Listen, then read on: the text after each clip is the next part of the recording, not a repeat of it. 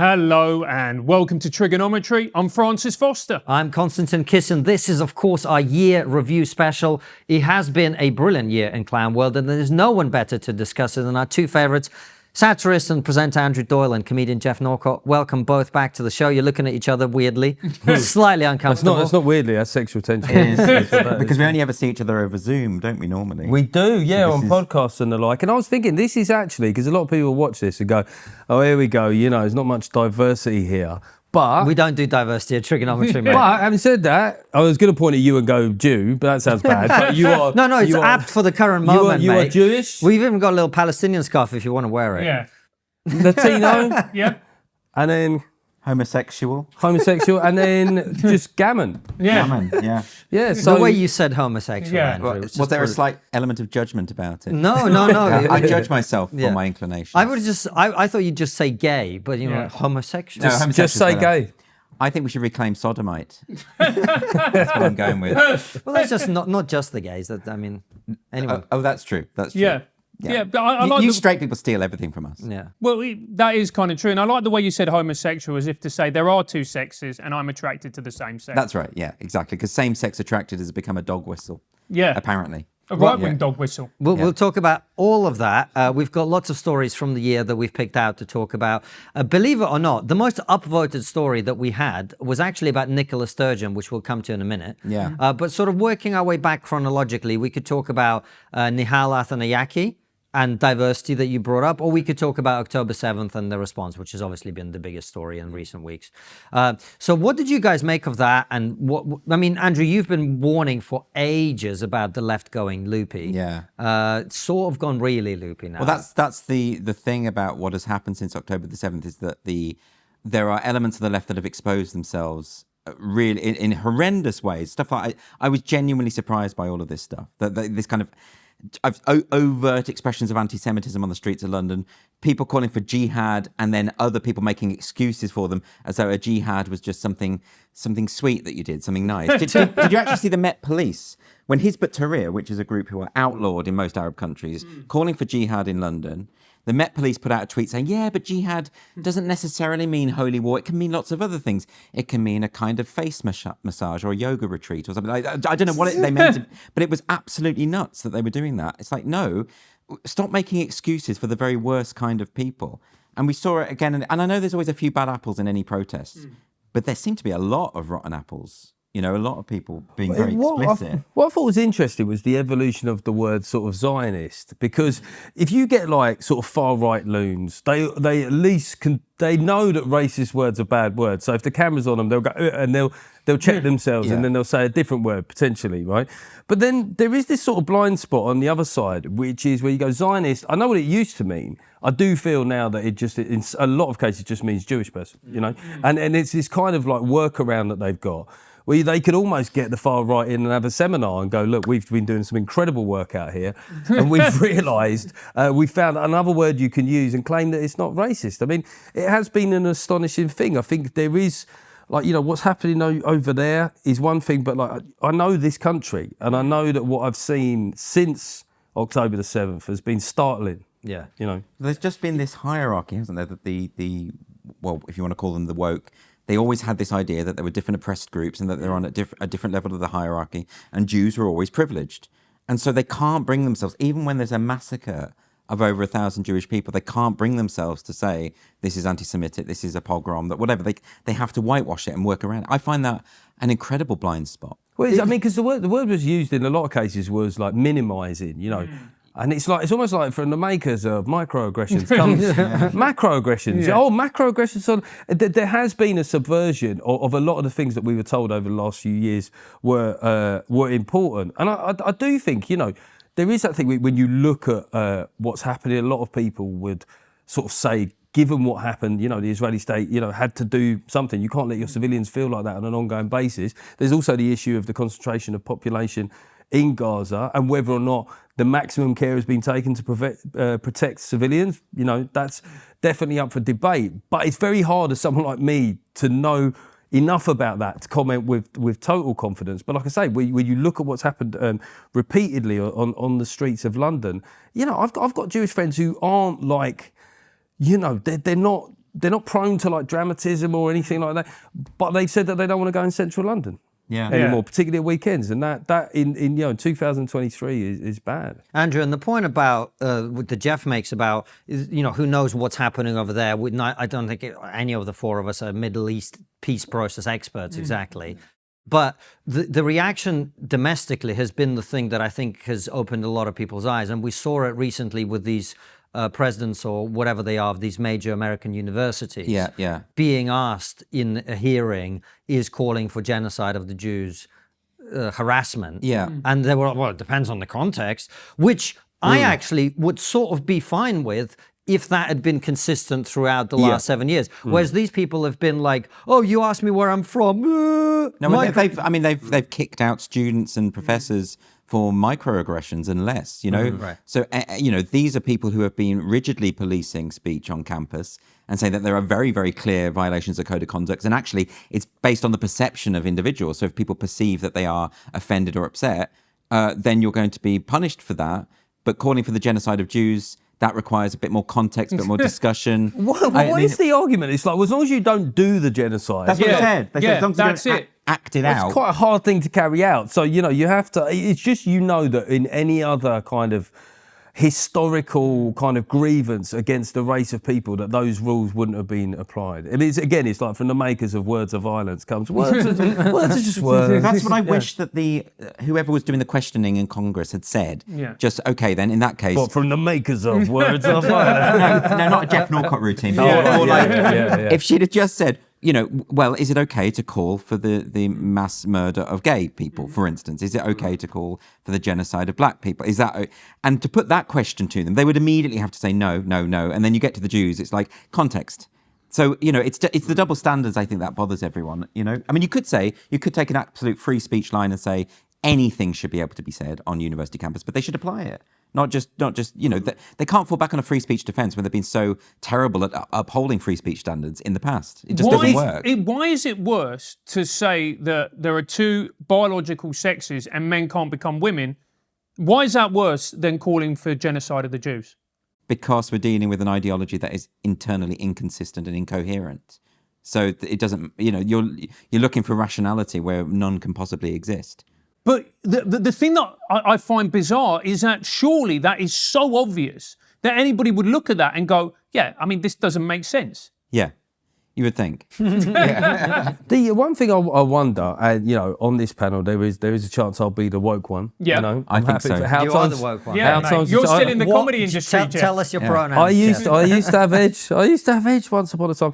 But I do think, as we're talking, like, time recorded, the death toll in Gaza. I mean, whether or not people take those numbers at face value, we're talking about serious numbers, even if it was half that actually in a short space of time. So I am conscious of this thing of, and some people will call it like mealy-mouthed, of trying to militate between all of these things, between concern for British Jews, between understanding why any nation that experienced what happened on October the 7th would have to react, but also whether or not what's happening is something that historically, we might look back at and go, was maximum care taken? Is it for us to say? I mean, there was a report in the Lancet that seemed to corroborate, the health authority. Now, it is a Hamas health authority. So it's really hard, and there's a lot of times where people have said, well, if you give a nuanced answer to this, well, you're an enemy or you're complicit in one side or the other. But, I mean, this is a historical grievance. It's all about nuance, in a way. The one thing there's no nuance about is what happened on October the 7th. And that attack was so designed to be disturbing, right? It was set up and predicated and designed to disturb and appall and traumatise people, in a way. And what's been odd since is people acting like that wasn't, in a way, the intention of it. That's my view. I mean, my concern about that is I think you can have nuanced discussions about, is the Israeli government doing enough to prevent civilian deaths, etc. You can have a discussion about the history. You can talk about the establishment of Israel in the 40s and whether, there were atrocities committed at that time, etc. All of those things. You can have that conversation without just being completely blind to the sheer medieval barbarism of what went on October the 7th. Why can we not all agree that the mass murder, rape and torture of civilians is just horrendous and wrong? Why because do we have to context. obfuscate? That doesn't need, that's my point. There's not a moral equivalent. That's right. Yeah. There's really not a moral equivalent. You're dealing with a group of people, Hamas, who are genocidal. They are explicitly, they tell you, they say they want to wipe Jews from the planet. They want to wipe the state of Israel away. They film themselves murdering and raping and torturing and put it out there and boast about it. And then we say there's a moral equivalence between the IDF, who, if they were trying to commit genocide, wouldn't be, showering the country with leaflets to say, get out so that you don't get killed. There isn't a moral equivalence between a terrorist group that targets civilians for rape, torture and murder and a military response to that actually goes out of its way to avoid civilian death. That is short. Where do we reach the point where those things are comparable? Because I don't think they are. Right. And I also think it's important, I mean, coming back to what you're saying, Geoff, is to emphasize that I don't think any of us has a particularly strongly expressed position on how Israel was created or the right military tactics, because I don't think any of us really are qualified to talk about that effectively. What I think we're talking about is the reaction domestically, and I think it tells you a lot about the state of our society, that people are making that moral equivalence. I also think, Geoff will probably cringe as the work went on the panel, but it tells you about the impact of mass immigration on our societies, particularly from countries where people are coming in with values that are just so alien to our own. I wouldn't cringe in a way. I think that what you have is like groups of people that have priorities now, and also though they're like a cohort in the electorate that actually there's a lot of politicians that are getting elected say we will represent you, and then at the point where there's an issue that they all care about, they're going, all right, represent us. And that's where it became tricky for the Labour Party, because they go, well, it's nuanced. And they're saying, well, not for us. That's why we voted for you. We thought that you would represent exactly what we thought. We thought you were the Muslim candidate. Yeah. Why aren't you doing what Muslims want? Well, I would believe more in a responsible sort of form of politics where it's left to that. But they're not a delegate. It's not like a union thing where you're tasked and you have to have one opinion on that issue. But I think that these are fault lines we've never crossed in British politics before. It's sectarianism. There is something very interesting in what you raise as well, in terms of our commitment to liberal values in this country, because a lot of people on the anti-woke side are talking about, advocating very sort of anti-liberal perspectives now about deportations, about the idea that we just cannot tolerate the intolerant, and therefore we have to impose these. And I'm not so, ban protests, for instance, arrest people for hate speech. And I just think if we're not, steadfast in our commitment to say anyone should be able to protest, anyone should be able to say whatever they want, even if we find it abhorrent. I think this has been a real test. All of this stuff has been a huge test. Yeah, it has, yeah. It comes back to the point about the universities, though, Andrew, because if you have a situation where a bunch of police officers are exchanging WhatsApp messages and they get prosecuted for that, if someone goes and prays silently outside an abortion clinic and they get prosecuted for that, if someone tweets a transphobic, inverted commas, limerick and they get arrested for that, and then you have people openly calling for jihad en masse in the streets of London.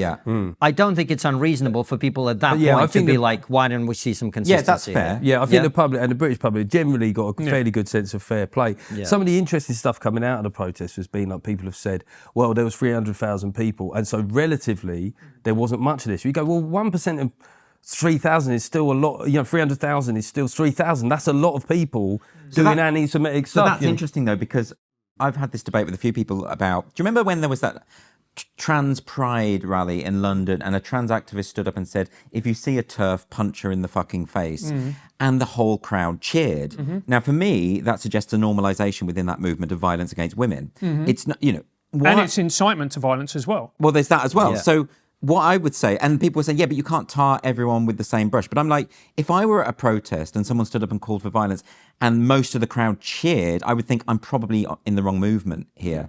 I think that's the point, is that the anti-Semitic signs, right? Why aren't people grabbing them and saying, don't do that, you're going to bring our movement into disrepute? Why is it tolerated? I think you're right. Like there was a time when that's, people on the progressive left were saying, well, what are you adjacent to? And that's what people sometimes said to me about voting Brexit, was like, well, look who else voted for that. Look who else was in favour of that. And then suddenly those things are less important. I mean, there's been like a very, it's true that 300,000 people is a lot of people, 1% isn't a lot, but like that's so many different incidents. And then the police have done this weird approach to policing it, whereby it's almost like, tag them in. It's almost like a classic modern social media thing. Do you know who this guy is? Tag him in. Like, no, police in the moment, please, because you cannot, justice has got to be applied without fear or favour. So if you're saying, well, we don't want to arrest that person there because we're worried about what would happen next, You can't do that if in other situations you would weigh in. And it has been an eye-opener in a way. But like, I wonder if like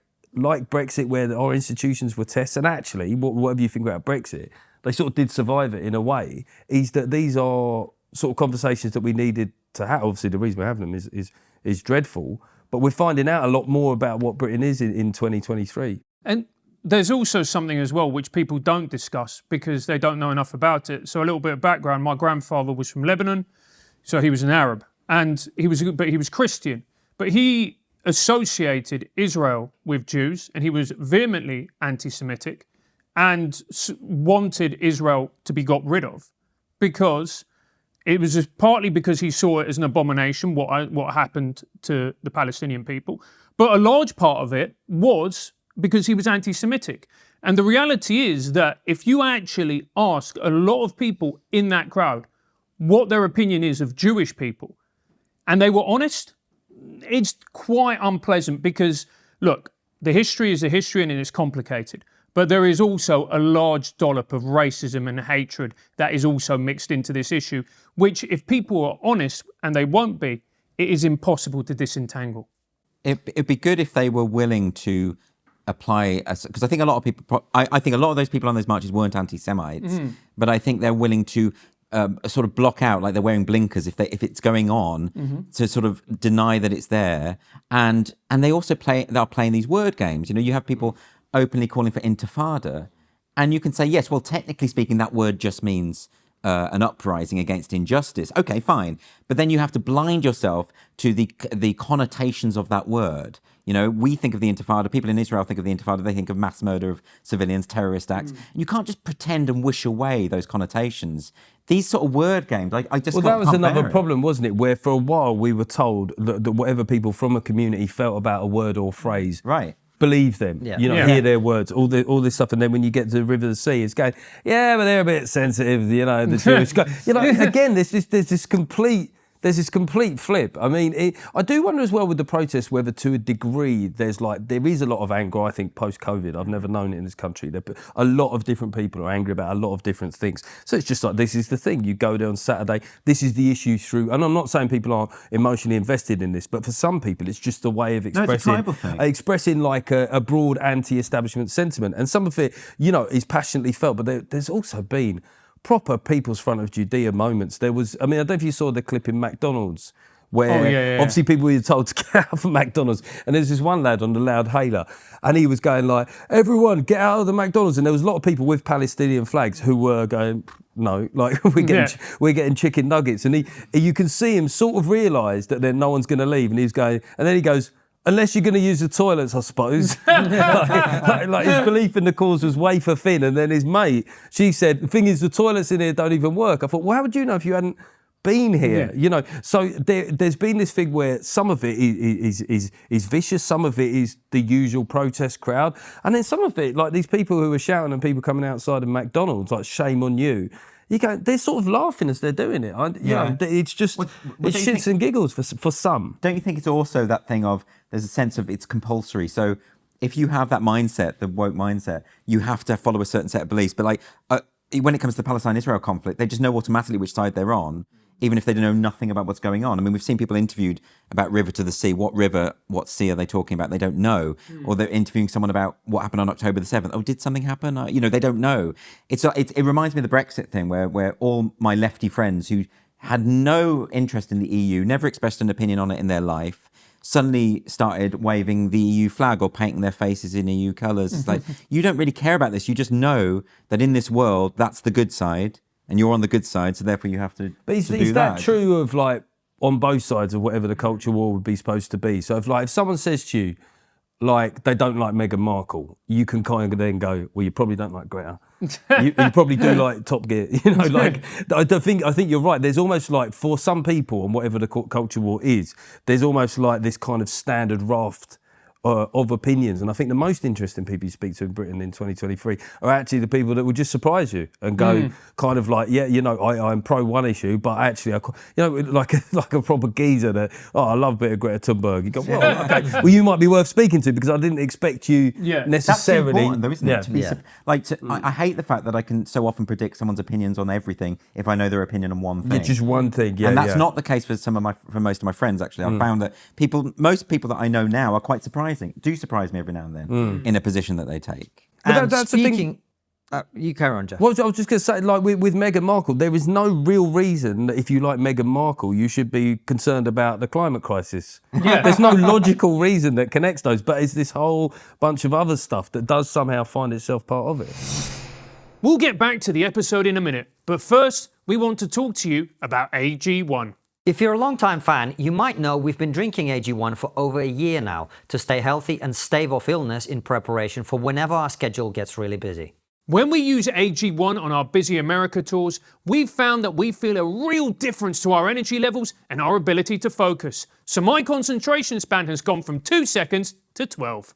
That's because AG1 is a foundational nutrition supplement that supports your body's universal needs, like gut optimization, stress management, and immune support. Since 2010, AG1 has led the future of foundational nutrition, continuously refining their formula to create a smarter, better way to elevate your baseline health.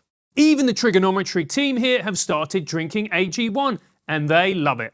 Our producer was just telling me about how much more energetic he feels, that his stress levels feel more manageable now, and because of this, we're hoping he'll hit his deadlines for the first time in over 5 years. AG1 is the supplement I trust to support my daily health, and that's why they've been a TRIGGERnometry partner for so long now. If you want to take ownership of your health, it starts with AG1. Try AG1 and get a free 1-year supply of vitamin D3K2 and 5 free AG1 travel packs with your first purchase.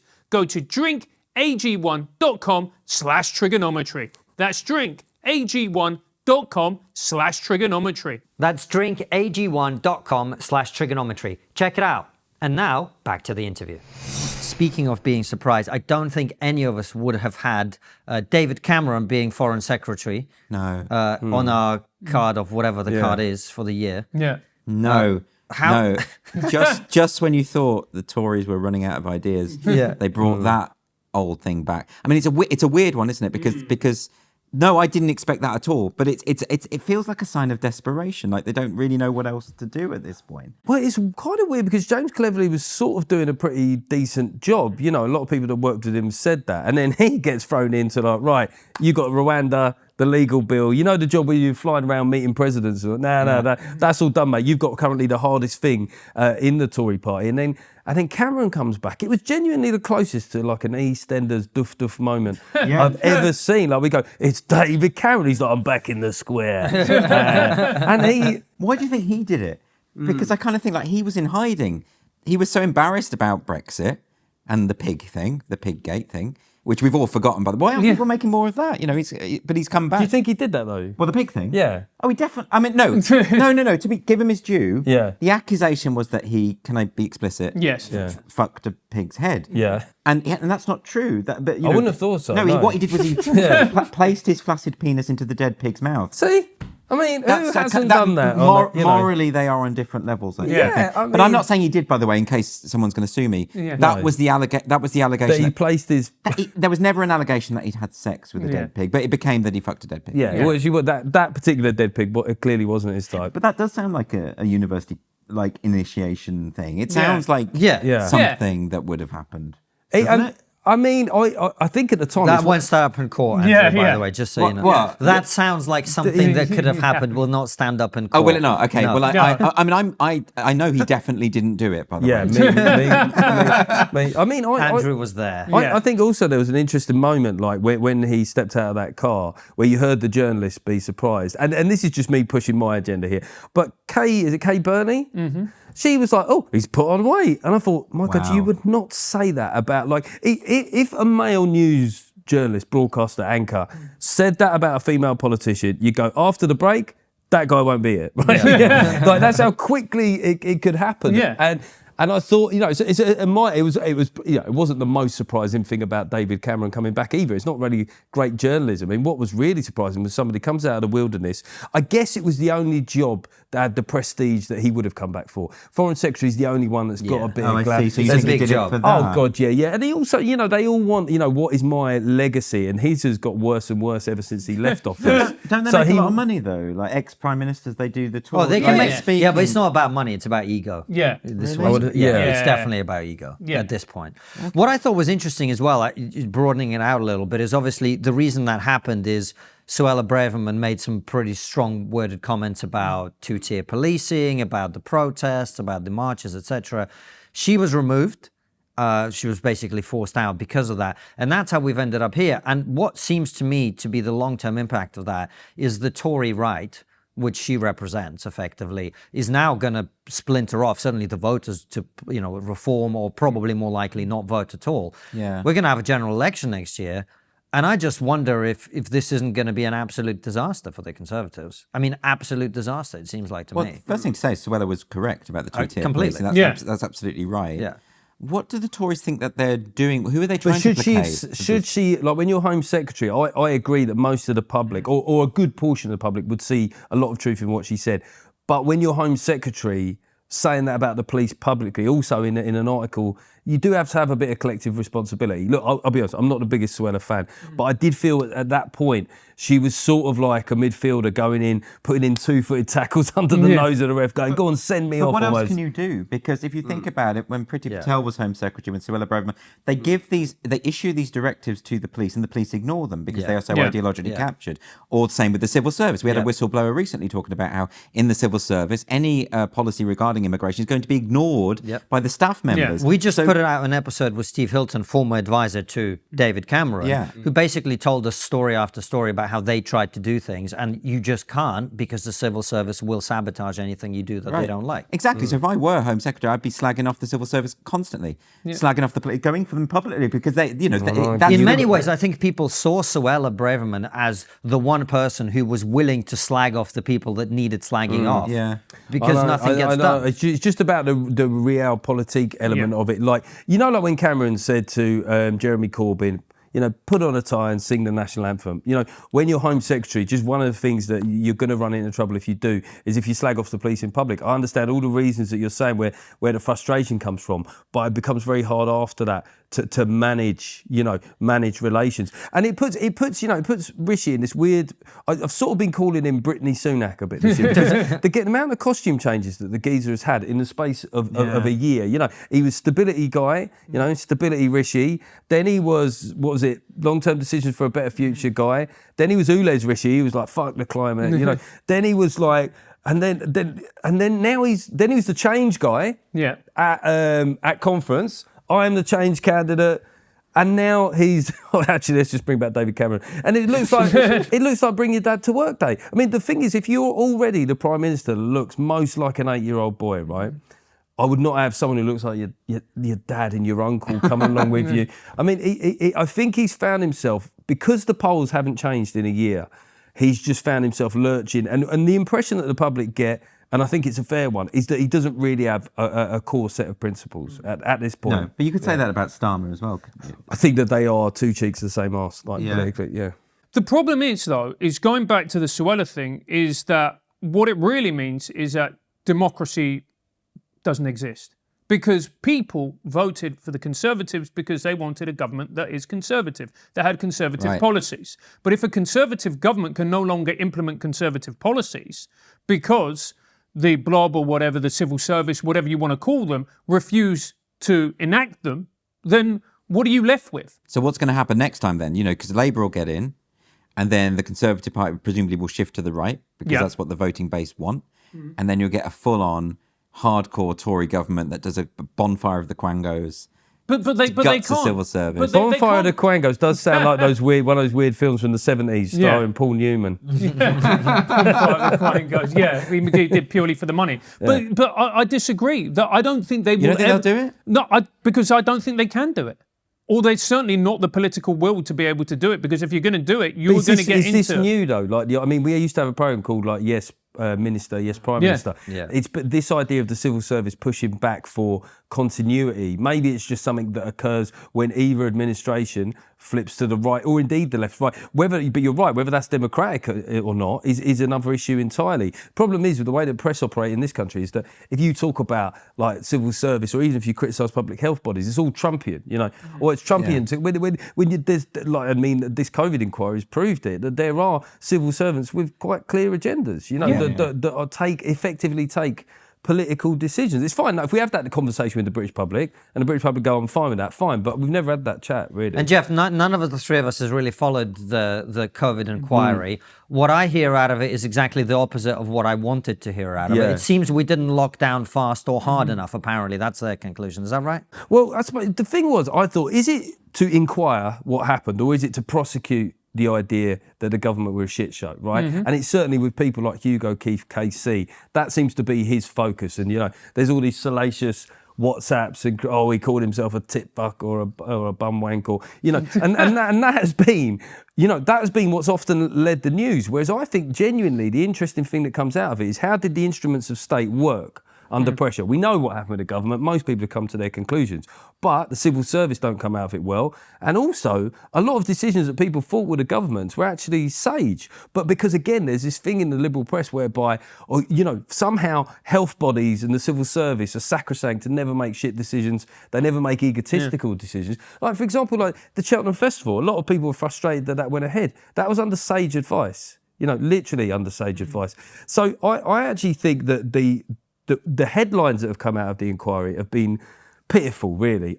Boris probably shouldn't have shaken someone's patient's hand at the hospital. Going, we all kind of had that chat around the same time all those celebrities were singing Imagine, And then 3 years later, this is headline news. I think the much more interesting thing is who do we rely on for our health advice, and did they perform under pressure? And don't you think that this is all too little, too late, and it's pointless, isn't it? It's pointless. Well, I don't think it's going to change many people's minds. But, with Sunak's testimony, what was interesting was you finally get this discussion of whether or not, risk versus reward. I'm sure those questions have been asked, but they've certainly not been the ones that have been leading the news at 10. And the general sort of spirit of it is it should have gone sooner, harder, longer, all these pornographic type, sooner, harder, long. But actually, if you look at Omicron, it was the opposite. So they say, if you're going to make a decision, make it soon, make it hard, make it long. And whereas Omicron, if we'd have done that, we'd have screwed the economy even harder for a lot longer, when actually we found that was the right decision, was to wait for more evidence. So as you watch the inquiry, do you come away from it going, if there's another pandemic in my lifetime, we're going to smash that one? Well, I think it'll be more like that show. You've seen The Last of Us, where just everyone... Is that a zombie one? Yeah, kind of zombie. I think it'll be more like that. It'd just be get a machine gun and head for the hills. Yeah, it just seems like we haven't actually learned any of the actual lessons. I mean, when you look at Sweden, for example, and what they were able to do there, the comparison is night and day to me. And instead of looking at them and going, how could we adjust what we did to get better results? We're, like you said, it's about prosecuting the politicians who we want to hold guilty. But you won't get compliance, will you, if it happens again? As in, people now know that the masks are ineffective, so no one's going to wear masks. You say that, Andrew. I thought you wouldn't get compliant. I never thought the British public would accept this curtain-twitching fucking look. Oh, he's gone out for a second walk bullshit. But we all did. Well, there's still a majority. There's still 20% of people think the nightclubs should be shut forever. There's still 10. Forget about COVID. They called your audience. There's still 10% of people that think that we should have a 10 p.m. curfew. So these people, I think that I think you're right, but I think that there will be less compliance. And this thing about prosecuting an idea, I mean, there's been so much ego from some of the KCs, and he's got this little code, Hugo Keith, where he sort of says, forgive me, which means I think that's bollocks. But or he says, is it not the case? You go, oh, you're going to tell us what you think now, mate? Is it not the case that that was a shit show? You think, I didn't think, and maybe this is how they work inquiries, maybe it's the first one I've watched closely, but I didn't think it was supposed to be like you've got a theory of everything went wrong and then you essentially cross-examine. I thought you just ask questions, maybe find out what happened, but I guess maybe you have to put them under pressure to get the truth. I think that the problem is with COVID is that it turned us into Like, we all thought it was like, you know, when you watch England football team, you go, yeah, I could do better than that, you know. But everybody thinks that they could have, looking back, thinks that they could have handled it better. Whilst at the same time, and look, the government made huge mistakes, and I disagree with a lot of what they did. But I also think we forget how terrifying it was. To cast your mind back to early March, I mean, I don't know about you, but, you know, I was bricking it. Well, I mean, one of the things that... you were a lot more overweight back then. Yeah, it's true, mate. One of the things that come out was like how quickly things happen. So the idea that's taken root in the public psyche is that the government like delayed for a long, long time before locking down. The first mention of lockdown was in early March, something like 7th of March in Cabinet, and lockdown happened on the 13th of March. So it's true that those delays might have caused, you know, like more deaths and stuff. But in terms of amount of days, the perception is now that they were just sitting on their asses. Boris the trolley, you know. I mean, there's been some funny stuff that's come out of this. Let's be honest. Like the idea, calling. I'll definitely use the idea that a mate that changes his mind a lot is the trolley. I mean, that's a good nickname. Or the fact that a prime minister got brought down for having a cake. Well, in the end, it was the Chris Pincher guy, wasn't it? It was Pincher. Yeah, because this is how we remember stuff. We remember the cake. I mean, let's be honest, that weakened him significantly. But it's sort of forgotten about Pincher. Well, the cake is much more. Guys, is this not pathetic? What? This conversation is so pathetic. We're talking about Prime Minister being brought down by cake. But and Konstantin, it just shows it was a handsy bloke called Pincher. Let's never forget that happened in British public life. Yeah. I mean, in a way, it dovetails with the inquiry. In a way, is that they tended the coverage of the inquiries tended to lead on the most frivolous stuff, and I think that's a real disservice. That's what I mean. But anyway, speaking of British politics, I mentioned earlier the most upvoted story from our supporters for us to talk about was one Nicola Sturgeon. We actually have a clip of her talking about this issue. We'll play that and we'll chat about it. Let's get that up. Trans women are women, but in the prison context, there is no automatic right for a trans woman. So there are contexts where a trans woman is not a woman? No, there is circumstances in which a trans woman will be housed in the male prison estate. Is there any context in which a woman born as a woman will be housed in the male estate? Look, we're talking here about trans women. And I'm now asking about women born as women. I don't think there are circumstances there, but... So it's different for trans women? Well, yes, and I'm not... So they're not equal? That is not, there is a risk assessment process done for trans women that takes account of the nature of the crime. Significant concern arises out of sexual crime and whether it's appropriate for them to be in a female prison or a male prison. Moving on to your legislation, should someone who has a history of committing sexual crimes against women be allowed to get a gender recognition certificate? Well, there are, of course, provisions in that legislation which is not yet in force, whereby if somebody is going through the process of getting a gender recognition certificate and there are concerns about that, there can be a pause. Elliot, and do we not also have some articles about what's happened with her later? So she's resigned, obviously, and... Whoa, slow down. So her husband was then arrested and their house was searched.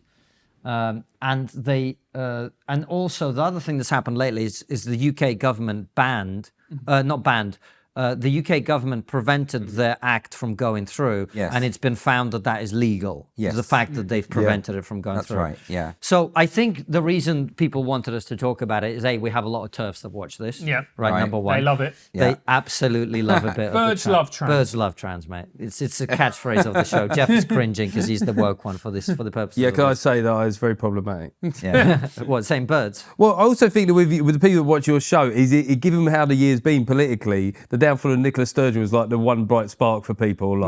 That's the thing that kept me going through the difficult months. Well, the reason I think people care about it is, obviously, as we just saw, it exposes the complete, moral inconsistency of everything that they're saying. It doesn't make sense. They're trapped in the faulty logic of their own argument. But also, there was then the possibility that she might be arrested and prosecuted and go to prison. And that's where it really gets interesting, because I think a lot of people feel like the reason these crazy ideas are able to mature to the point where they're represented at that political level is it's luxury beliefs. Rob Henderson, who we've had on the show, talks about this, which is it's people having ideas whose consequences they're never affected by. And suddenly this woman who's pretending that is it Isla Bryson. Isla Yeah. Bryson, Isla Graham, 2-time rapist, absolutely male, being sent to a female prison is okay.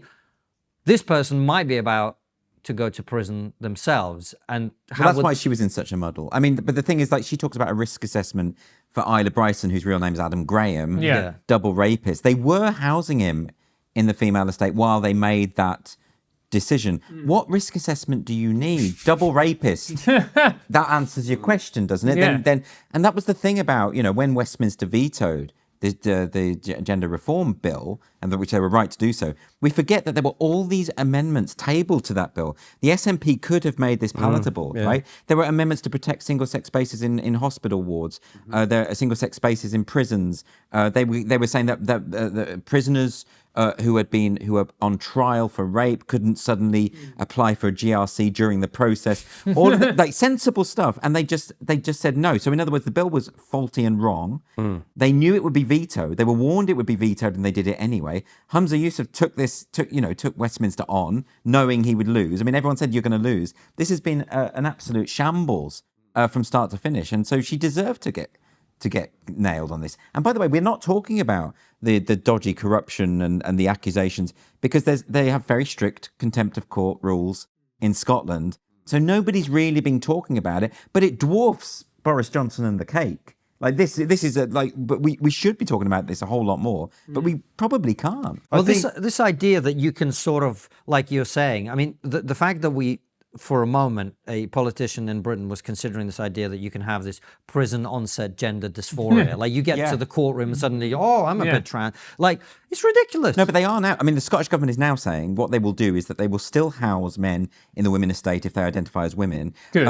They're saying they're doubling down on this, but they're saying, that they're reducing the numbers, but they say we'll organise sort of day out so that the trans identifying people can go and associate with women in the women's prison. They are seriously considering this.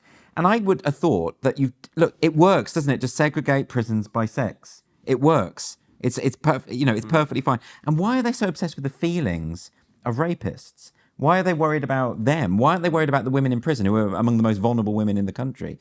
Surely they should be the priority, right? I would have thought. I think what was fascinating about it was that when the UK government, Westminster government intervened, there was a majority support for that among SNP voters. Now, I would say that if you're a nationalist party and your voters are supporting the intervention, that you couldn't have got it more wrong.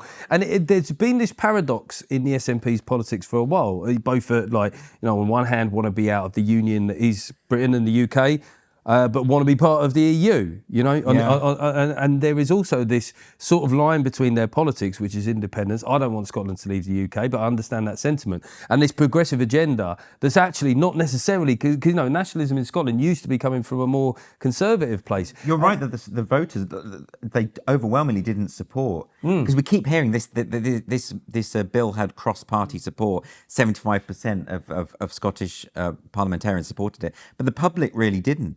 So is it the case that the SNP, because they've always relied on this thing that, it's all about independence, and the support has been because there's this passion, this nationalistic fervour in the country, that they could just endorse any ridiculous policy and bring these people along, almost like they're trolling them? Do you know, it's like Sky Sports, Sky Sports, a lot of people get it because you go, I want the football. Yeah. Football is independence. And then they go Sky Sports, we get the badminton as well. You go, well, I'm not really interested in the badminton.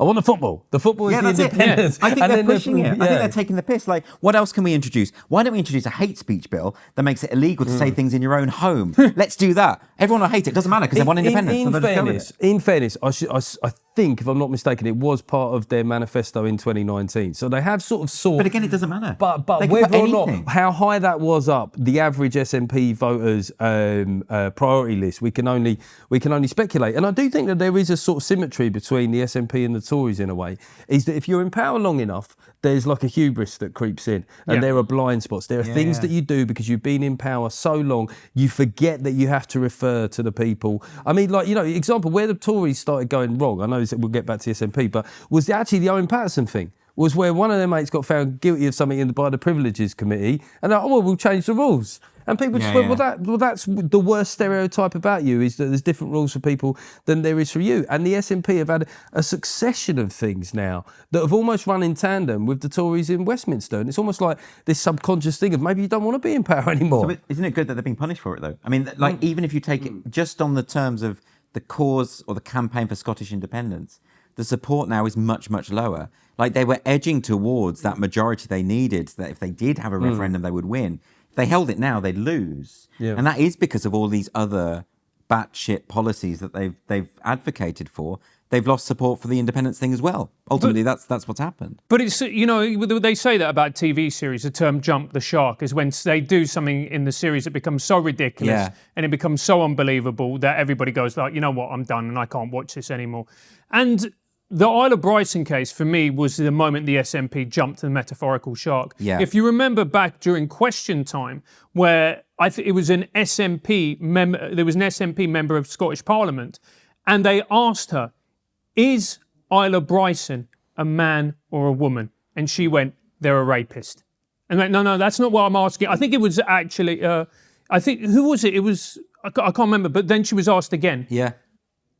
Are they a man or a woman? They went, they're a rapist. And all you heard from the Question Time audience was this huge audible groan. Yeah. And I was looking at that and listening and going, you're done. It's over. Well, I mean, in that interview that we saw with Sturgeon, there's that point where the paradox of her thinking almost dawns on her, and she laughs because she realises she's hit a point now. Like, if she was essentially consistent in her thinking, she should have just doubled down and said, no, that Isla Bryson is a woman, and therefore, a brave and beautiful woman, and that absolutely should be housed in a female prison. But once you've acknowledged that there are some exceptions, well, now we're just, it's like that old Oscar Wilde card. Now we're just discussing the details. We've established what you think. Now we're just discussing the finer details. Isn't it scary to think, though, that it was a kind of coincidence that brought her down, insofar as that Isla Bryson case happened to happen at the time that they were pushing through the bill? And it's that visual image, you know, of that guy in that dodgy wig with his leggings that showed his male genitalia. You know, that image, everyone's like, what, they were going to put him in a women's prison? That's what changed it. It's like there are these moments, there are these visual things that happen, and if it weren't for that, I think they would have got away with it. We'll be back with our guest in a minute. But first, do you remember the Canadian trucker protest in 2022, where thousands of Canadians came out to protest COVID restrictions and vaccine mandates? Now, these protests lasted for weeks, and the people out on the streets needed funds, as any grassroots protest would. So people set up online crowdfunding campaigns, which raised millions of dollars. Incredible! But once the Canadian authorities had started to criticise the crowdfunding platforms, ramping up pressure to close the campaigns, it didn't take long for the biggest crowdfunding platform, the one we've all heard of, to completely capitulate and shut the campaigns down. Now, this is where our partners GiveSendGo come in.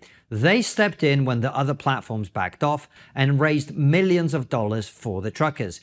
When they were criticised and dragged through the Canadian courts, GiveSendGo said it respected diverse views and believed hope and freedom are values worth fighting for. This is why we're proud to partner with GiveSendGo. So, if you need to crowdfund for whatever means the most to you, then don't go to the big tech platforms. We recommend you do it on GiveSendGo. Starting a campaign on GiveSendGo is easy and intuitive. Go to GiveSendGo.com today. That's GiveSendGo.com to start raising money for whatever is important to you. And now, back to the interview. And Andrew, you were just saying there's an article about a recent case. You mentioned that essentially quite consistently now in the UK media, when there's a case about a trans woman, a biological male who's committed some kind of horrific offense, it's always covered in a way where you don't get told that they're trans until the very end of the article. Right. So that people don't have their bigoted thoughts about that. And now they don't even do that. Right. So what was this article? So the recent article is about Naomi O'Brien. Elliot, can you pull that up as well? So Naomi O'Brien was complicit in the abuse of a 4-year-old child. Naomi O'Brien is a man. The article on the BBC about this actually had the phrase predatory woman in the headline. One of the police officers, a spokesperson for the police, for the Greater Manchester Police, used the phrase predatory female, predatory woman. Everyone's lying about this. The police know that this is a man. The media know that this is a man. The BBC know that this is a man. Now, the BBC used to slip in at the end of an article. They'd use she, her pronouns for a male rapist So or are you murderer. not just not talking about the headline here? You're talking about the whole article. Whole article. Right, okay. Not once in this BBC article does it mention that this is a man. So it's she, her all the way through. There is no, not even like this is someone who identifies as, not even transgender. That word isn't even used. It's just a woman. Whereas if you take, there was an article last year which was about a New York serial killer who dismembered women, and you read that and it was all about a woman. You thought, this doesn't sound like a woman. And then in the penultimate paragraph, it said who recently identifies as a woman. You're like, oh yeah, it's a bloke. Of course, it's a bloke. Yeah. So they used to do that, and now the BBC has moved into just flat out saying this is female, this is a woman with no, and people are getting sick of it because for two reasons, I think. Firstly, it's not true. So it's journalistically, it's really deeply unprofessional and unethical. But also because they don't have to do this. We've been under this delusion that all these media outlets that use she, her pronouns for rapists are obliged to do so because of Ipso, say, or because of Ofcom. And none of that is true. There is no reason why they do this. It doesn't have to be. Even right-wing newspapers do it, right? Why? So what do you think then? And I'm mildly playing devil's advocate. In that headline, what would you prefer to see? What do you think that from the BBC's point of view of getting some balance between things? How should that headline run? Transgender predator incited man to abuse child would have done it, or man. So I'm also very uncomfortable with the phrase. I believe balance is important, but in this instance, we ought not to have balance between truth and lies. It is objectively not true that this person is a woman, right? So I don't want the BBC to present me a balanced position on whether gravity is real or not. All Do you know what I mean? is just the situation that they... Because obviously, if they were to go down that road, and there's a lot of really strong arguments why they could and indeed should, is that they're then going to get kicked back the other side. That's what I'm wondering. Is But like, doesn't it matter that crime stats are being skewed? Yeah. If I was a woman, don't get me wrong. If I was a woman, I'd be... Which you can be, Geoff. I mean, what an incredible phrase for me to use. Yeah. If I was a woman, Jesus Christ, I am as dim as I look. All you need to say is, I am a woman. If I was As a woman, if I was, look, I'm the woke one here. I'm not going to tolerate this. If I was like, one of the things, if you look at the relative merits of the biological sexes, right, is that you say your men have qualities, women have qualities. One thing that we could generally say is that we're not, broadly speaking, the violent ones. We're not the ones that do fucking depraved shit all the time. So, looking at it from a woman's point of view, to have that down on your chart and your score, you can absolutely understand the rage. Yeah, and they are. This does result in misreport. We don't know how many of these rapists are male or female because so many police forces are recording crime by gender identity, not by biological sex. I mean, there was a freedom of information request by a group called Keep Prisons Single Sex, and I think 24 odd police forces responded, and I think 15 of them said they recorded crime by gender identity. 2 said that they did it by biological sex. Which means that even the police don't know, right? Yeah. And again, there is no legal requirement for the police to record gender identity instead of biological sex. It's not there. So all of these people are independently making these decisions that skew the crime stats. And that's really, really bad for everyone because it's the truth matters, right? The truth, I mean, one of the things I've been conscious of over the last few years is that we've lost distinctions between, now just trans can mean anything from somebody that's fully, transitioned their body as far as they can and have been living as a woman for so many years, and somebody that's made a very short-term decision. And that's where I do worry for people that were living essentially calm and serene lives that had gone through that. And broadly speaking, I think if you go through that, that is genuinely how you feel, if you literally change your body. Now, I understand some people would never see that person as fully a biological woman. And maybe the problem is we've lost this distinction. But that's the fault of Stonewall. Just saying trans actually covers such a broad range of experience within that. It's really... But we didn't do that. Activists No. I absolutely Stonewall agree. said that there's now a trans umbrella, which includes what you're talking about is transsexuals, which is what most of us thought of as trans all those years ago. People have gone through the procedure, right? Who won Big Brother? Now, that wasn't a problem. Nadia. Yeah, Nadia. So everyone's like, that, a trans woman, and it really wasn't an issue. And then when you got people that were wanting to make very short-term decisions with very little commitment in their private life to that difference, suddenly those got merged into one thing. And I think that's, again, one of those moments where the British public, who essentially, I think broadly, if someone has fully transitioned their body, would certainly relate to that person as a woman if that's what they chose, suddenly felt, well, there's a massive fucking difference between those two things. But that's the problem. Yeah. So a lot of people are very deeply supportive of the kind of person you describe, who needs to go through that terribly expensive and painful surgery to be to feel comfortable in their life. Most people have sympathy for those individuals, and they would consider them, you'd want to support them. But when you bring in that same umbrella, fetishists, cross-dressers, someone who just throws a wig on and does nothing else, like the Green Party candidate Melissa Poulton. Now that image of him just saying, anyone who criticises me as a transphobe, you just think it's because he's not even a good wig. Do you know what I mean? So like you're bringing in all these sort of people. Does it come down to wig? I think it comes down to wig quality. Then that becomes a class issue. Richer people can afford better wigs. No, but it's not a transsexual. Yeah. That's a bloke who's put a wig on. That's not the same as a transsexual, right? But we've lost those two, and that's been a deliberate point then? tactic. So I've had, through trying to talk about this on my podcast, I've had people who've got in contact with me saying that, there is a legal requirement of time where you do have to sort of, as you're transitioning, essentially just present as a woman. So is there a point in that process? Is it that when you've fully changed your body, what is the point at which someone can legitimately at least sort of represent for you as that gender then? And I realise I'm getting very conceptual here. No, that's a good point. And it is a problem. Is there like a benchmark moment? Because you're saying, I think what you're saying is somebody putting on, on a wig, like there's that very early part, which a lot of the public would have hesitations about. But where is it along that spectrum? Because you're talking about early within a process where someone is tending towards transsexualism surgery. The vast majority of the people who we now call trans have no intention of removing their genitalia or male genitalia or anything of that kind. They just want to be treated as women, have access to women's spaces, even though they are intact male bodies. And that's something that is very, very dangerous. So, and it's that conflation that I think has caused all the problems. And it's also why so many decent people have gone on board with really reactionary ideas, because they think they're supporting transsexuals, but they're not. That's what I think has happened here. And it goes back to your original point when we were talking about anti-Semitism, which is the power of ideology. Right. Where you have a mantra which is trans women are women. Well, what does that mean? It means that anyone can be a woman, anyone can identify as a woman, which means you obliterate the meaning of the term. Right. So if you take this year, we had Jenny Watson, who had a speed dating lesbian event. There was a guy who identified as female who turned up, was very handsy with some of the lesbians in the toilet. And it got to the point where Jenny Watson had to say, look, this is just for biological women, for lesbians.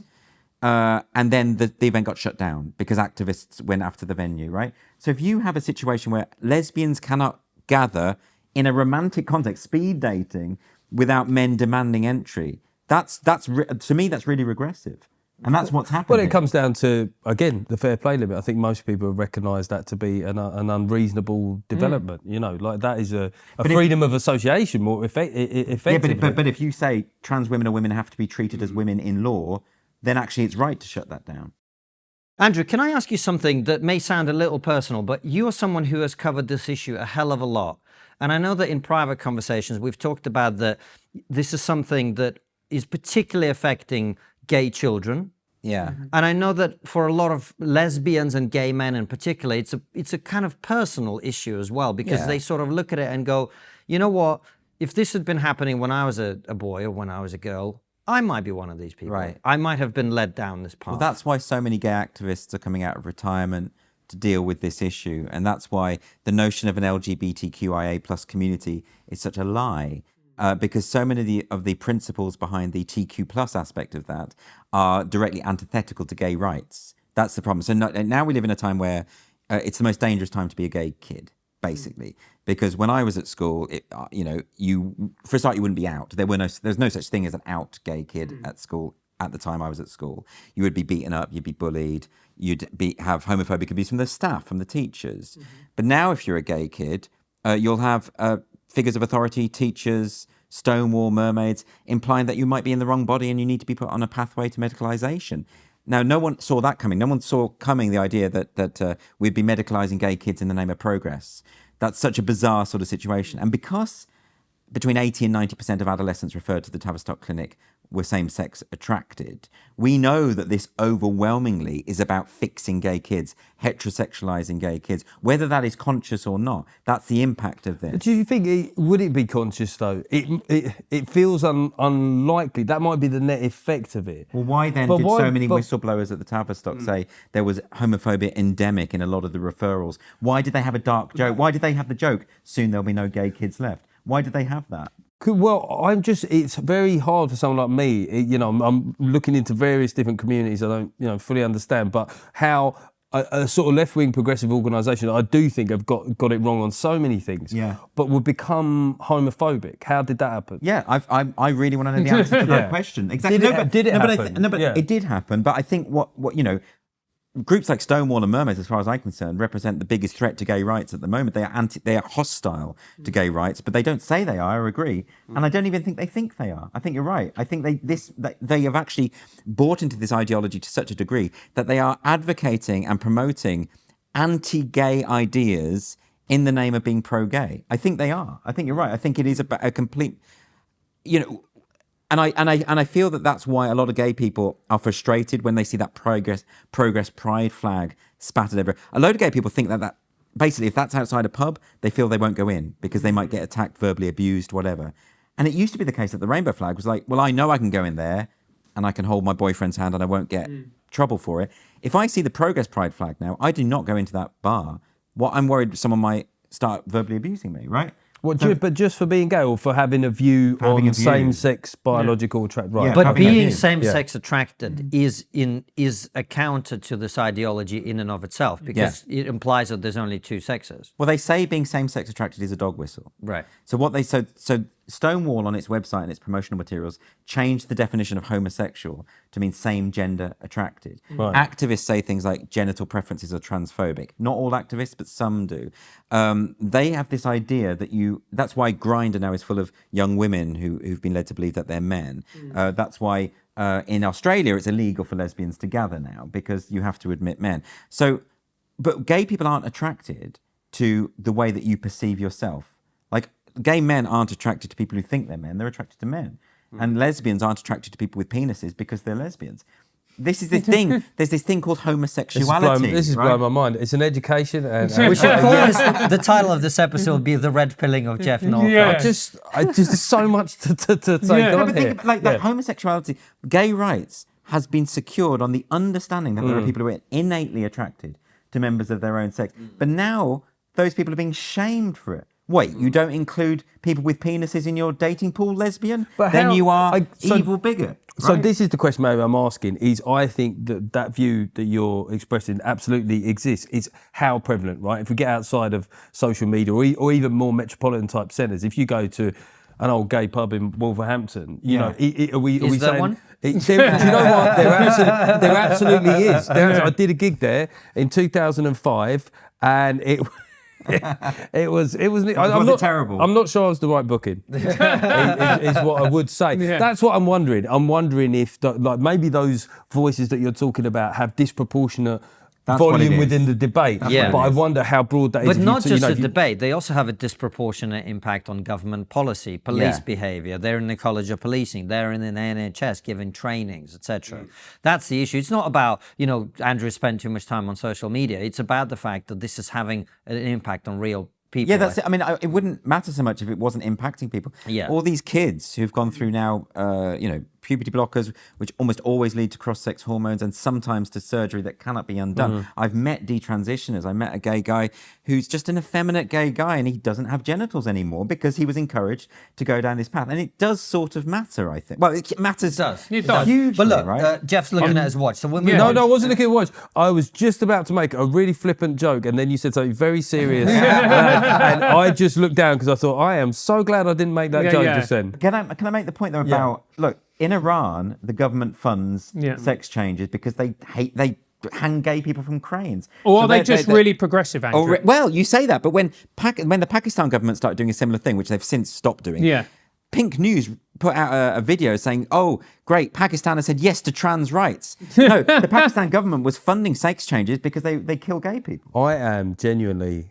blown away by this. Right, okay. Yeah. See, this is why you stay away Yeah. from this issue, because if you listen to enough people talk about it, you eventually come out very hard line on it. No, I mean, like, I'm getting what you said, but it's when Pink News were hyping the Pakistan government. Yeah. Well, okay, Well, okay. This is great. So, speaking of progress, as we wrap up this particular segment of the conversation, Andrew, do you feel that with some of the things we have seen this year in this country, we actually have made progress in terms of the pushback against this? We saw the Tavistock Clinic, the Cass report. We've seen all sorts of other things happening where you go, okay, some of the madness is being dialed back a little bit. I think that's absolutely right. And I think it's because of what Geoff was saying, is that most people don't know it's going on, right? Most people just don't realise.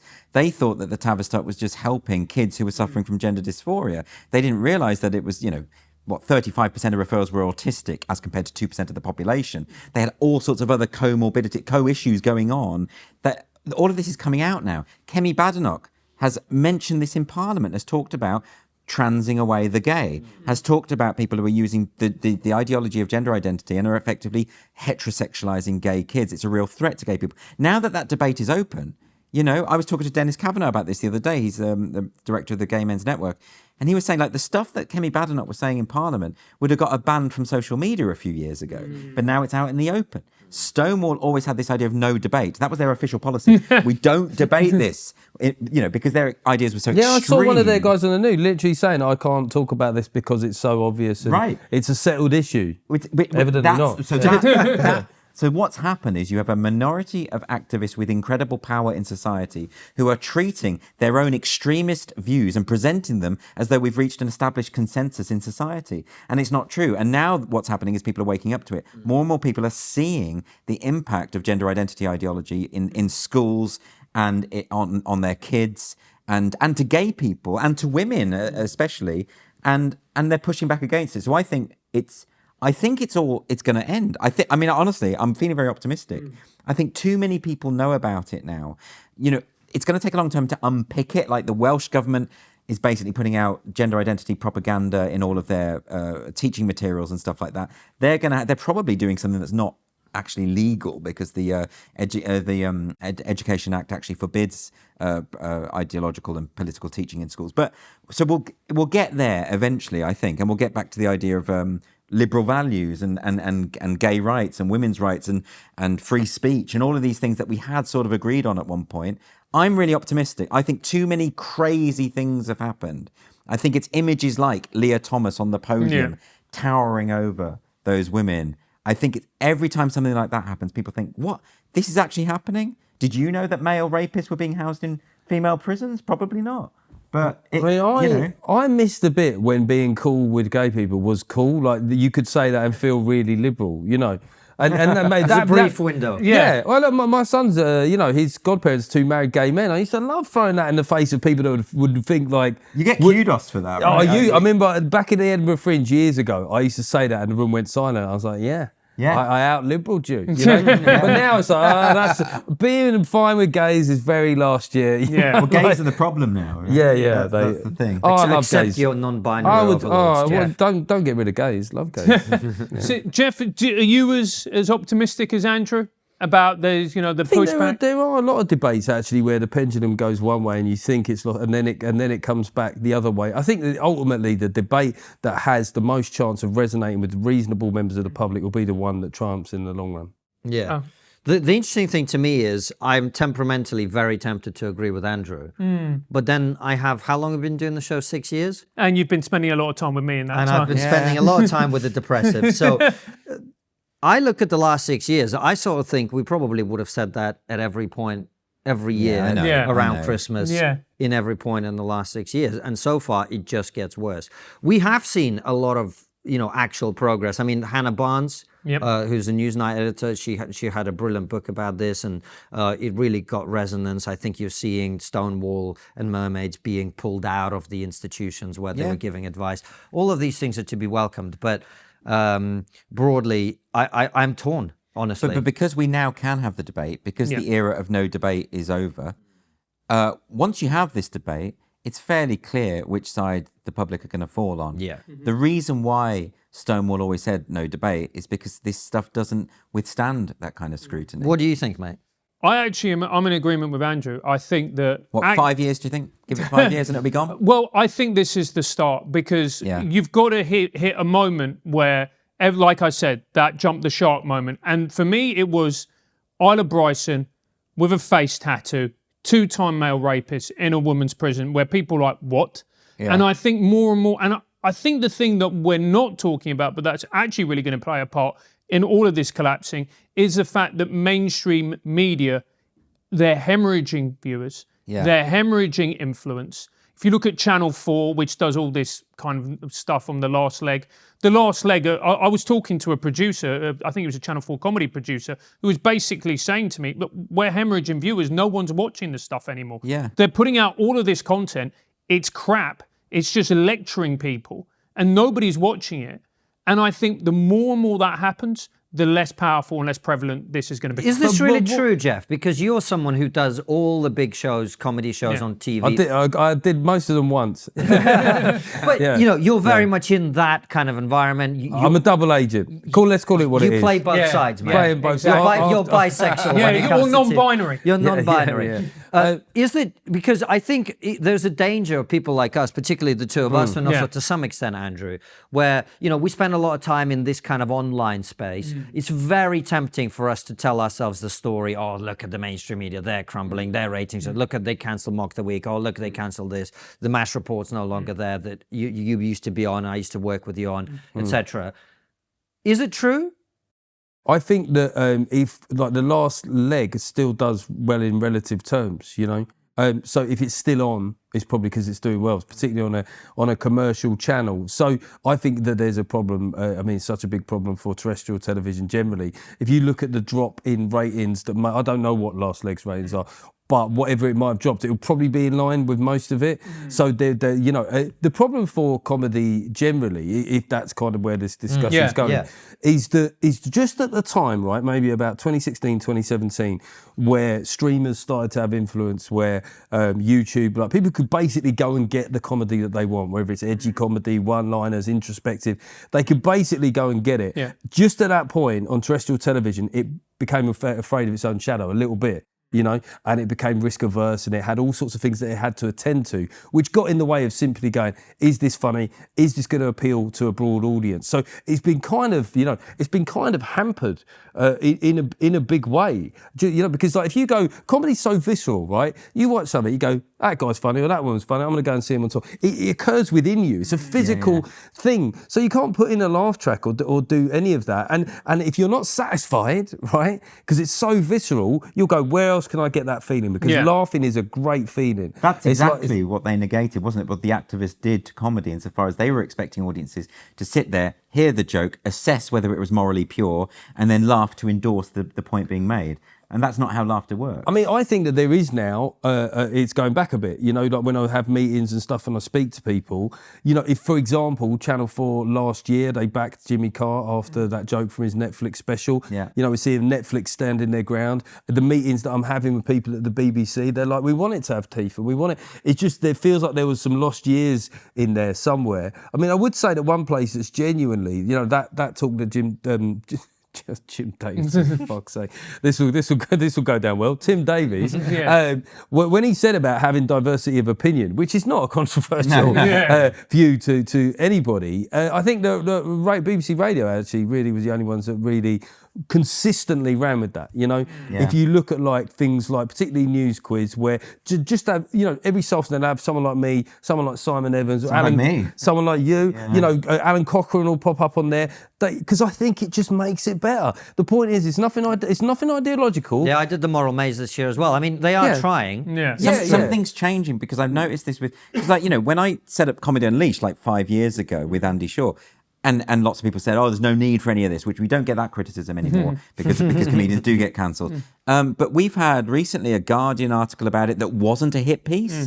I mean, it was you know, it was a bit sniffy and sneery, but it wasn't a hit piece. We had a nice thing in Sky covered it. They came along to film. I thought they were going to do a hit piece, and it was just actually quite nice No, and fair. I think that there's really good like green shoots of a kind of recovery. Recovery is just to remembering that comedy is comedy and it's supposed to be funny. But the controversy around Matt Rife, right? If people, so guy who got huge. What is the controversy? So the controversy was there was a joke at the beginning of his special, which essentially was a domestic violence joke in many ways. Personally, I didn't like the joke, but I recognised that it was just a joke. I was surprised that it was in his special. I just didn't think it met the quality threshold for something like that. But ultimately, that was his choice. The audience on the night, it's fair to say, laughed at it quite heartily. What I thought was really heartening on TikTok and other places was the young people coming for him. No one was saying he should lose his job. No one was saying his thing should be taken down. Changed. What they were doing was they were attacking the joke, they were attacking the idea, and I think, good. That's all that's happened, is that it's gone back to how it should have always been, really. It's not quite there yet, but even within a year, I mean, if you take like when Jerry Sadowitz's show got cancelled by Pleasance last Edinburgh Fringe, and he's like, as you know, major veteran of the circuit and respected by all the sort of woke comics as well. But this year, when our show got cancelled by the Leith Arches in Edinburgh because Graham Linehan was on the bill, and then it got cancelled by a second venue, and the show ended up on a platform outside in the open air outside the Scottish Parliament. But lots of people said this was ridiculous. Even some people I didn't expect. You know, the comedians who normally say, yeah, well, you shouldn't say problematic things then, started coming out and saying, actually, so I mean, just don't go and see a comedy show if you think you'll be offended. Don't cancel it. That's a big shift, even within that year. I think the responses to those two shows that it's changing. Well, do you know what happens though? Is over time, everyone would have been told off. The longer this thing goes, so I think in many ways, left-wing comics, progressive comics get more crap than we do, because the people look at us and go, well, these guys, they'll say out of order stuff. That's what they do. They're arseholes, and stuff. But the thing is, when you're on the left, sometimes you're hemmed in, where there's these expectations. If you step out of line, you'll get absolutely devoured. So over time, what happens is comics goes, well, I thought I was on that side, and you all tried to destroy me. And so they realise... They're worse with each other, aren't they? They can be. And what they realise over time is like actually it's really precious to just be able to have the right to get it wrong. No, I don't mind if people say I didn't like that joke, because it's when I didn't like that joke and you should lose your living. I mean, it really is a terrible thing to not have a sense of humour, or to be. I think of all the things you could be upset about at the moment, comedy is just the weirdest one. And on that very point, unless you wanted to, I was just gonna add as well. It's I should have mentioned my tour at that point. I mean, it was absolutely. Oh, Geoff, you're on tour, mate. I mean, Konstantin was literally looking at me like, okay, we got it onto the comedy subject somehow. And my incredibly controversial show, people being sick. Geoff, remember, you're the woke one on here. Yeah, exactly. He's very my soft and gentle. edgelord, but basic bloke. People have been passing out. It's like, those horror films in the 70s. It just, that's on tour next year. But I say this is like one thing that never changed, and I'm sure you guys would have experienced this. Live audiences were always great, more or less always. There was a tiny percentage of people that got emboldened, but it was never like how it was on social media, because most people are adults. That's right. Yeah, that's very true. That is very true.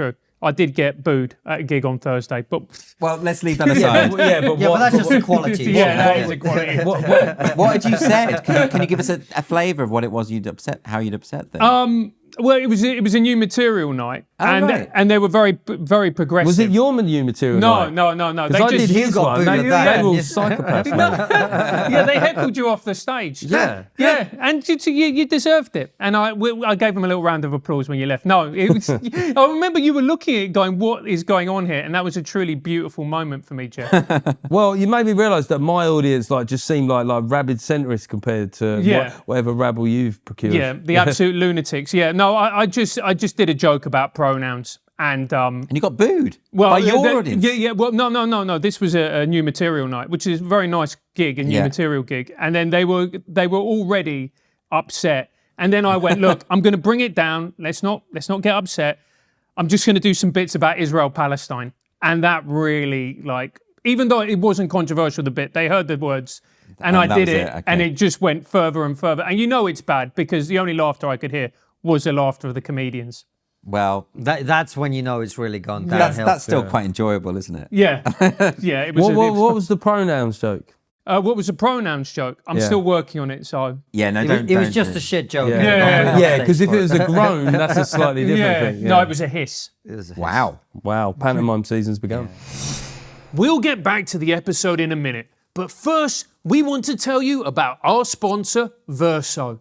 In our recent interview with Tim Urban, he said, we should be talking about longevity and longevity science.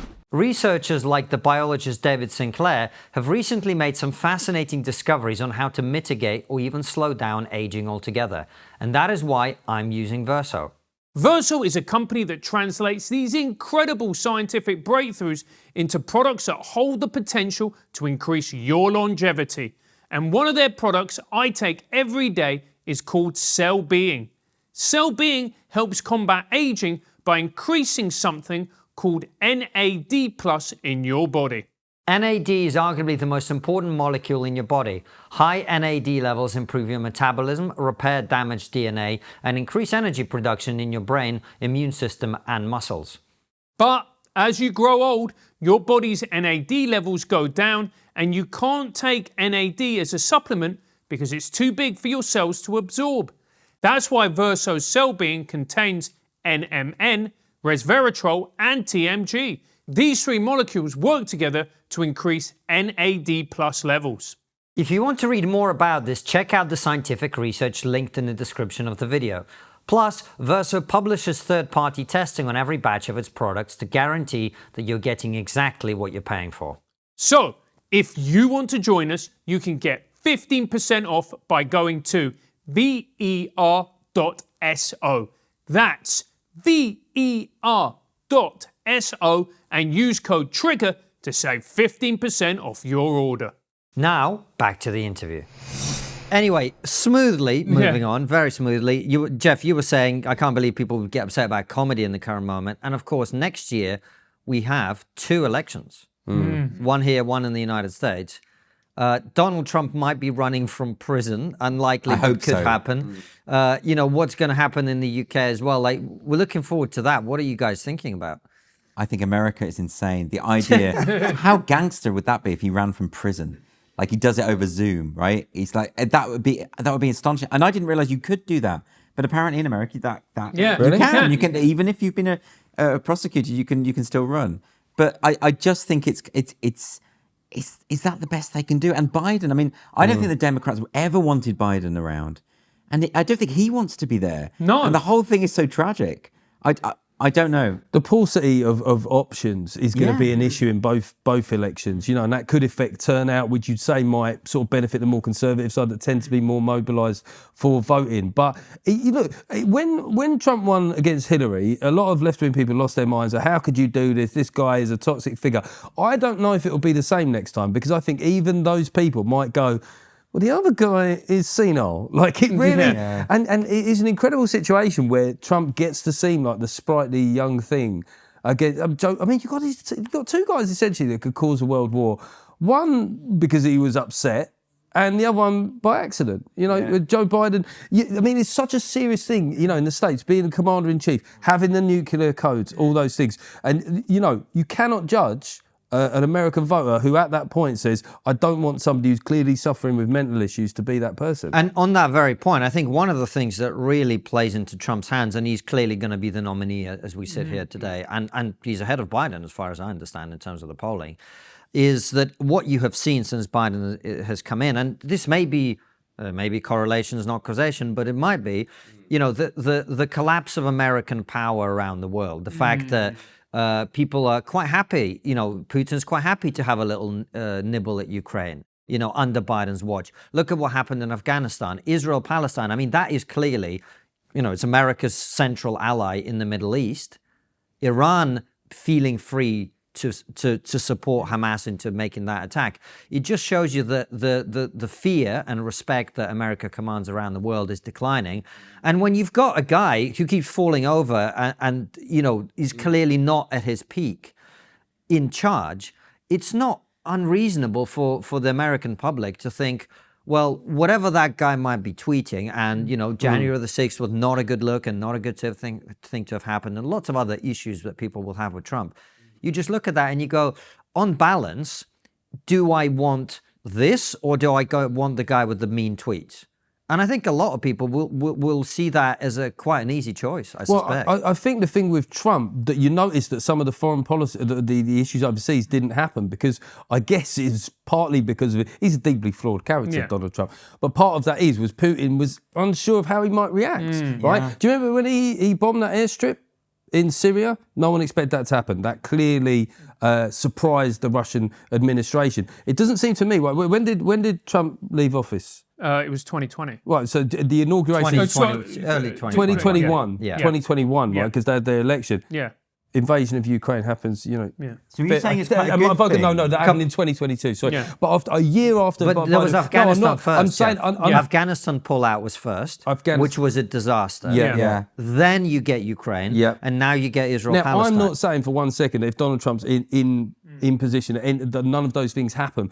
But the unpredictability of him, if you're wargaming a reaction, I feel with certainty they could say, well, there's a line that Biden won't cross. I wonder if that's the same with But the Trump. downside of that is that he might cross that line. Yeah, I mean, so you could say, having someone unhinged in Yeah. charge is great because people are nervous and they're He's my psycho. But I'm so surprised the Republican. I think you're probably right. It is wrapped up for Trump. But if they had gone with someone like DeSantis, then Biden would have been creamed. Yeah, absolutely. I think Biden's creamed anyway, mate. I'm not so sure. Because the resentment against Trump is so extreme that the ones who would typically vote Republican, there's a lot of them out there who won't do it. Yeah. But do you think that there are younger voters that were so hell bent on getting Trump out that time? It was almost like get Brexit done in a way. It's one of those single issue things that actually people mistake it as a mass endorsement of a party or a politician when actually it's one thing.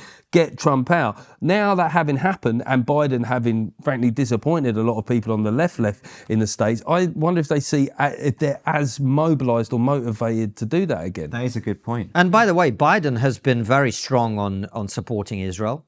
Up until and has recently. alienated a lot of his voters as a result. The people that the Democratic Party has been courting for some time. So Biden, it's not like Biden has done everything badly, but you have to look at it on balance. And for the Americans, especially Francis and I are fortunate enough to spend a little bit more time there nowadays.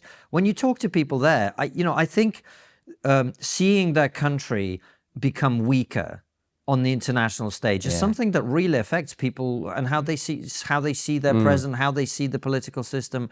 And also, if you look at the economy, things are getting so expensive. Yeah. And that may have happened under Trump, it may not. But, the economy is something that people will judge a politician on, even if it's not their responsibility. And it hasn't been a good time for America. I mean, I'm now thinking maybe I've been a bit unfair on Biden with foreign policy because there initially with Ukraine was a very strong sort of reaction that's ebbed away. I guess there's a chance with Trump that he'd have just gone, not my business, not committing our money there, not committing our troops, But that's the point in a way with Trump, is it's just not clear cut what he'll do. But that is way. an advantage. I mean, in geopolitics, that is an advantage. If people don't know what your move is going to be, it means they have to be extra careful as a result. And you are then not in a war where Ukraine has been invaded because that has already been prevented. Do you see what I mean? That is the argument the pro-Trump people will make. So we'll find out what happens there. But interesting for us, obviously, all four of us being based here in the UK, is how that maps onto the election here. Because my sense is Labour are going to win, quite possibly a landslide win, without actually that being an endorsement, to your point, of the Labour Party. It might just be a plague on both your houses, but there's more plague for the Tories than for Labour. Yeah. And as a result, Labour ends up with a majority. Well, I mean, the 2019 general election victory, so much of that was put down to Boris, the force of personality. He's done it. But he also was up against, Get Brexit Done, which was a great campaign idea. Labour's position at that time, and I love to mention it as often as I can, was they were going to crack a new deal and then put it to a referendum when they campaigned against it, which was a complete non-position on the single biggest thing facing the country at the time. Corbyn was massively unpopular. So again, some of what happens in elections is things get mistaken as a single thing that drove it or a single personality. And if Labour get in, it will be interesting to see what Starmer, I'm going to say if, it's almost overwhelmingly likely, is what Starmer interprets that as. I think, in a weird way for him, a big majority could be tricky because there'll be loads of Labour people that go, right, we've got a 200-seat majority, let's do some really left-wing stuff. He's like, that's not what I was voted in for. And they go, all right, 2 years in, you're out, out, son. We'll get in Andy Burnham. And because they'll feel like they've got time to pull it back before the next election. So I wonder if, just like when Cameron, there was that coalition in 2010 that kept people in line, whether for Starmer's point of view, a 60-seat majority might be more manageable than a 200-seat one. Well, maybe it won't be that. Maybe there won't be a landslide. I mean, I have a kind of feeling that what could happen here is that it won't be a landslide. There'll be a coalition. I think and you might even end up with a situation where he has to go for electoral reform as part of the bargain. And if that happens, and I hope that happens, so I think something needs to change fundamentally, and I think PR is the way to go. I think proportional representation is the way to go. I think if that happens, then the whole field is open now. It means smaller parties can make some kind of a difference. It means that we can have a more democratic society, and it works perfectly well in European countries. These coalitions, I don't have any fear of that. Well, you know, one of the funniest things of the last couple of years were when it was still quite tight between Labour and the Tories. There was all that stuff. # Progressive Alliance, Progressive Alliance. The Lib Dems, bless them, they got so excited. Yeah. And then the moment that Labour opened up a significant poll lead, the Lib Dems just got ghosted out of existence. Yeah. And that hashtag stopped appearing. It is a weird thing with the Lib Dems, right? They should be a force right now because you've got a deeply unpopular party in power. You've got a Labour Party that are apathetic and disappointing their base already before they've even got in power. At least Blair waited until he was in 4 years, right? Lib Dems, they just don't have an identity nationally. And when they campaign, they tend to they'll say one thing in one constituency. They'll say, we want to build loads of houses. And they'll say, well, we don't want that. And they'll go, well, nor do we. We're against that. And they'll go to another by-election and they'll say the opposite because they're able to do that in by-elections. I think the moment they have to have a national platform, and they're going to struggle. I mean, this is weird. People say, why has this ended up being a beat-up on the Lib Dems? I guess the point is that this should be ripe for a third party to make a difference. And actually, the third party that's more likely to make a difference now is Reform. Exactly. And the interesting thing about Reform is not actually Reform, it's the person who set up Reform, which is Nigel Farage. Who you think is going to be the leader of the Tory party? Well, I don't know if he's going to be the leader of the Tory party, but I think Nigel is a political joker in the pack. And the move that Nigel makes will significantly influence the result of the next general election. I think if he goes full on Reform and it's like, look, we're going to hold the Conservatives' feet to the fire. We can all agree the Conservative Party is no longer fit for purpose. You may vote for them and they may say a few things, but it's not going to happen. We all know it. Vote for change. That will have a very real impact, not only on the Conservatives, but also on Labour, because there's this attitude amongst Labour that, working class people have been disappointed in the Tories, they're going to come back to us. Well, why should they when you have failed them for generations? When Suella had to leave the government, actually what you saw is a lot of people saying, well, working class people in the north, I mean, that basically lost the Tory party, the Red Wall. Her leaving. And those people, they're not going to vote for Labour. A lot of them are going to vote for Reform or abstain completely. And Labour may end up getting back in, but that isn't... Yeah. Do you see what I'm saying? The thing about Reform, though, is they don't stand a big, just like UKIP, chance of winning in any single constituency. No. So they can poll 11 or 12%, whereas the Lib Dems actually got chances of winning seats. If we had PR... they would be. I agree with you, Geoff. But what they can do is take maybe enough votes away from the Conservatives that somebody else comes in, like a Lib Dem, for example. Or maybe they could mobilise enough of the traditional working class, old school Labour that it might mean that another party gets in or a Conservative might win. So it's going to be very interesting to see the moves that Nigel makes, because I think that is going to have a very real significant impact on the result of the election. I mean, it was interesting with Farage on I'm a Celebrity. But I don't know if you saw him. Did you see him in the shorts? No. I mean, this is very frivolous, but he was packing heat down there. He really was. It definitely. I mean, have you not seen this? I mean, no. What do you mean by that remark? Stacked downstairs. Oh, I thought you meant he was armed. No, packing heat. Imagine if he'd gone in the jungle with a shiv and he's just like, right, well, Bellew's quite tough and Sam, I need to handle myself. Yeah, I'm basically saying he's got a big cock, which is probably like the most lowbrow thing I could have said. He also dressed to the right, which a lot of people noticed. Yeah. But I think what was interesting about him on that was that I don't actually think he mobilised people to vote for him very well. But all he did was a sort of politician's job on that. I think he has a strong appeal because he communicates in this direct way. But I don't know if he's going to... The problem with him going to the Tories, right, is they're already in a battle in the blue wall now with Lib Dems. If he goes to the Tories, then there's a lot of people just go, well, I'll vote Lib Dem because that guy is distasteful to me. So they're in this weird electoral thing that Labour almost had in 2019. So I don't think it's as simple as Farage goes to the Tories and that sorts them out. No. That just presents them with another set of problems. But the difficulty with Nigel Farage going to the Tories is the Tory party is actually against him. The Tory party is way to the left of the Tory voting base. So that's why I don't think that will happen. So I don't think that will happen. But what I think will happen is whether reform is... See, I don't think most people could name you a single policy that reform has. It's a protest vote. It's not criticism. It's a sentiment, isn't it? Like things are out of control. The country's going. If their slogan was "the country's going to the dogs," you go, absolutely bloody right. Absolutely. But one thing I'm not so sure about, Andrew, is this idea that the PI is the answer to all our problems. I don't look at Europe and think, oh, that's how we should do it. I mean, one of the things, we've talked about this, I think, with David Starkey when we were talking about proportional representation, is the first past the post system we have here that produces two major parties is very good at defanging the extremes of each party. It prevents the emergence of extremist parties. I think if you went to PR now, you are going to get some pretty extreme things on both sides. Well, I suppose I should clarify. I don't think PR is the solution to all our problems. I don't think that. But I am a Democrat and I do believe in democracy, and I think it was completely outrageous that when UKIP won that massive share of the vote and they ended up with one seat or something. I mean, just which something they already had, which is something really ridiculous. It's like that's just not democratic. No. So I think on a point of principle we should have PR. Whether it, even if it fucks everything up eventually, I still think we should have PR. It's like with Brexit. I You're still on the left, mate. Principle above reality. Yeah, a lot of people say, well, Brexit would cause economic ruination. Okay, fine, but we should still do it. Because the principle is right. You should be able to vote out the people in charge, and we can't do it when we're with the EU.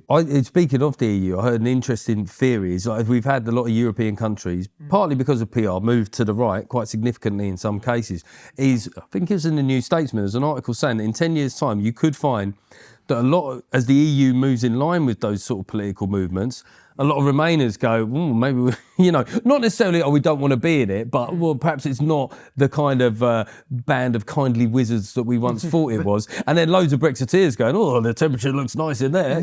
It could be time to rejoin, because actually, ultimately, we've got the European elections coming up, is that if there's far right or significantly right-wing administrations in a lot of these countries, policy would eventually have to reflect that. No, that's good though, isn't it? That's what I mean. That's what's good about PR, is that if the risk is that a far-right party can come to power or at least have major clout because the centrist parties just aren't addressing those issues, then that's a good argument for that, isn't it? Because that means... I know, I'm just saying that we could see an interesting flip on Remainer and Rejoin sentiment. I see. It's not that they don't like... Not they don't like the idea of the European project, but the temperature of that swimming pool is like, that's a bit, that's not my scene as much. And also, I think, when it comes to rejoining the EU, there was a graph that I saw today that shows, like, basically the surge in belief that we were wrong to leave the EU literally goes in line with the cost of living crisis. Of course. Now I'm not going to say that once the economy improves, everyone will be pro-Brexit, but I do think that the sort of dissatisfaction with it has been exacerbated by the fact that everyone feels fucking skint. I don't think the rejoin thing's ever going to happen. But the thing is, there are many countries in Europe that are worse off, and as you know, both of us voted Remain, but there was there's this Larry something, I can never remember his name. From The Guardian. Larry Elliott, the lone straight white man who still writes for The Guardian. He wrote... What's going on with The Guardian? Are they based now? Is that what's happening? They just have one. They keep them around. They have one for diversity. Yeah. But they gave him a good review. It's weird. He wrote an article... no, this isn't the one. He wrote an article basically saying the rejoin thing's never going to happen because people actually do realise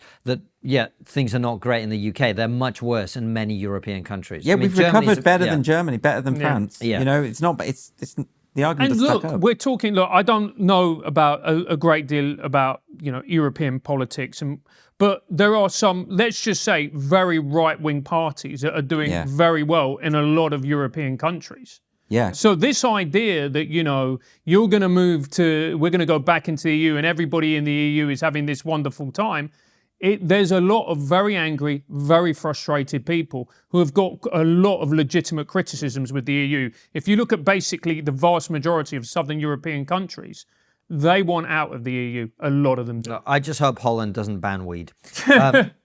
On that happy note, Yeah. should we do a couple of frivolous stories before we head on over to our paywall section where Yeah. we talk about our Yeah, man. predictions for the future and all that? We had the Somerset Gimp. We had French priests get amber a lot for noncing. We got to go. I mean, I never thought I'd say it's good. Could we do the French priest nonce instead? Let's do that. Nonce. But I want to know about the Somerset Gimp. Yeah, don't. we will do. We will do. Yeah. Fucking See, don't, Jeff is yeah. worried for his career. But Yeah, exactly. No, I You genuinely can't be think anti-Gimp in the I comedy genuinely industry, think mate. it's We a get very it. dark news story. It sounds funny. Yeah, but I so mean, we this could- is a story about yeah. French Catholic priests will be forced to wear scannable QR code so the public can identify if they're a sex offender. Does that imply that the majority are? Well, that's sort of Yeah. where the funny angle in this comes in, because actually this is a story about priests abusing children, so it's not that frivolous. No. However, if you think about the fact that this indicates that most of them probably are nonces, Yeah. then Yeah. it becomes really funny. I think it's a bit like you know when you've got a cat that kills loads of sparrows, you have to put a bell on its Yeah. neck. yeah, It's That's one of that, them. but for nonsense. My favourite about all of this is red I get, green I get, that's all clear, it's good, you're good to go. What about orange? Orange, it's where you're sort of not sure, but Yeah. you're willing to take the risk. Is, Anyway, is it a colour code? Yeah. Catholic priests in France will be made to wear traffic light coded identification tags to allow the public to check whether they may have faced sexual abuse charges. Cards will feature a QR code scannable by mobile phone that will flag a red, orange, or green light depending on whether its holder had been stripped of clerical status. The scheme, announced by the Bishops' Conference of France on Wednesday, will allow easier identification of priests able to lead mass and hear confessions. This cannot be real. Isn't this also a decorum issue? You can't just go around scanning priests. Well, unless you really have to. Yeah, yeah. but look at their history.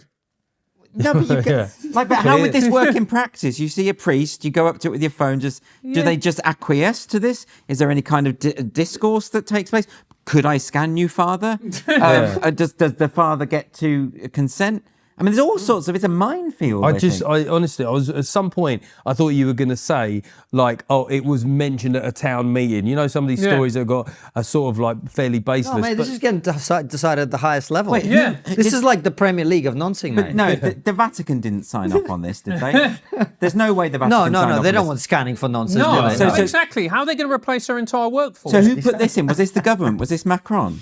No, it's the French church. Yeah, it's the French Was it the church. French? No. So Yeah. here we go. Members of the public will see either a red light, an amber light, or a green light upon scanning one of the new cards. Red lights indicate that a priest has been stripped of their status and cannot perform various clerical duties.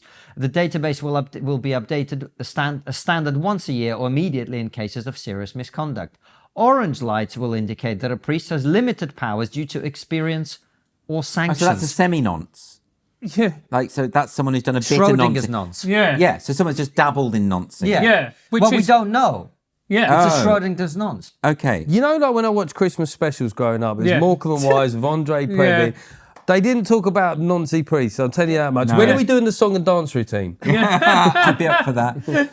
You know, I just think, like, what do you do with those orange ones? No, exactly. You can't. This is ridiculous. I don't think you should have any kind of system where you have to like wear something to show that you're not something terrible. Yeah. It's like, do you remember when Yeah. they tried to introduce the safety pin that you'd put a safety pin on if you weren't a racist? Yeah. And there was a campaign to do Is that this. when? When Yeah, did that yeah, happened. yeah, Yeah, that during was- that BLM was that a happened. thing. I actually know the When? woman who started it. I used to be friends When with did her. this? When Yeah. did this happen? It was Yeah. a while ago. When was Yeah. it, Konstantin? About 8 I years noticed you ago? weren't wearing a pin, mate. Yeah, Yeah, yeah. exactly. Where's your pin, mate? Yeah. Why do you hate them? Silence is violence, complicity, all that. The default expectation of a priest should be that he won't commit sexual Mate, abuse. Well, We're not, both not based on Catholic. facts, mate. He or she. He or she. Sorry, And also, apologise. let's look at the facts because Yeah. we've got to be objective. I don't think if you look at the history and the facts, that is the basic assumption we should make about No, priests. but surely if a priest has a red thing, right, they wouldn't be a priest anymore anyway. They would have been ditched. It says they'd be. Yeah, So yeah. why would you need to scan them?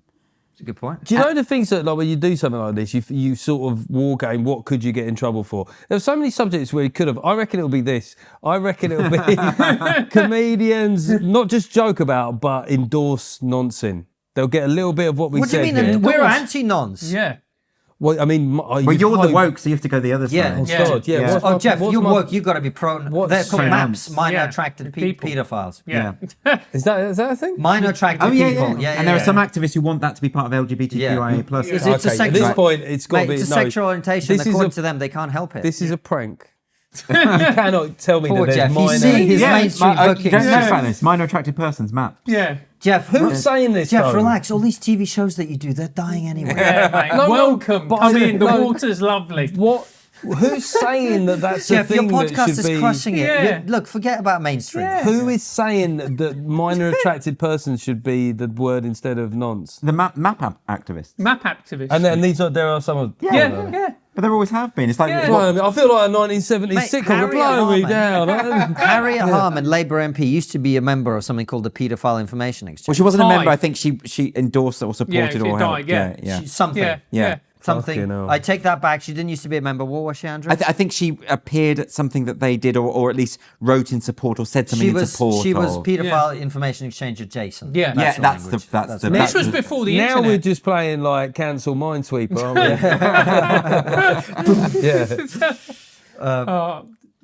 You know what? Jeff's uncomfortable face Yeah, is the yeah, best yeah. thing about It this. is. thing. This has been the highlight. I don't mind cancel the stuff. The litigious stuff. That's the. You haven't said anything, mate. You haven't said No. it's us that are going down, Silence mate. is violence. Yeah, exactly. My favourite thing during that whole episode was there was a girl in a T-shirt that said "Silence is consent," Yeah. and I was like, "Have you applied this to other contexts?" Yeah, that wouldn't work, would it? No.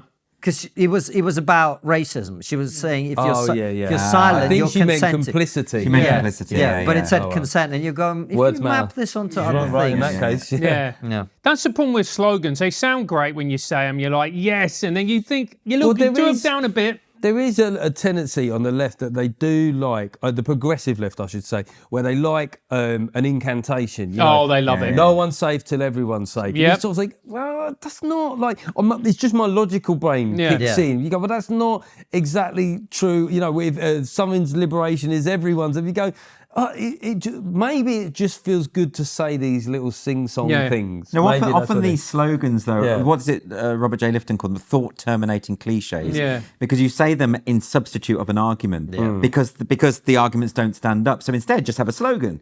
And you have to agree with the slogan. I think that's the part. We were at a pro-Palestine protest by accident. We were just walking past, and it was interesting to me while Hamas holds hundreds of Jewish Israeli hostages, they were chanting "No justice, no peace." Yeah. And I thought, have you thought? I mean, No, they haven't thought any of it through, No. though, have they? But then you said there were queers for Palestine there at that. there were Yeah. I at think I that one. saw- There were Yeah. actually queers for Palestine. Yeah. I went to another protest, a pro-Palestine one, which was a smaller one, which was there's a video on our channel that's I think it's approaching like 500,000 views now, where it was a kind of interesting range of opinions, and Yeah. it wasn't like that silly. But the one we saw was like completely incoherent. Yeah. And the Yeah. argument's completely incoherent. Anyway, we're getting serious again.